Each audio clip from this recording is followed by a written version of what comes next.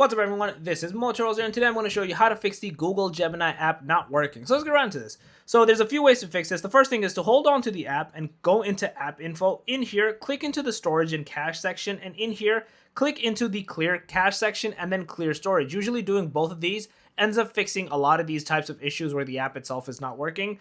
The next thing you want to do is go into where it says mobile data and usage. Click into the unrestricted mobile data usage, turn it on. It's usually off, so you want to turn it on, and if background data is off, turn that on as well. Once you do that, you want to go back over here and do force stop to basically stop this app. It kind of like does a hard reset essentially, and then you want to let that run. And then the final option is you could also archive the app as well to pretty much uninstall it, and then you press it again to reinstall the app.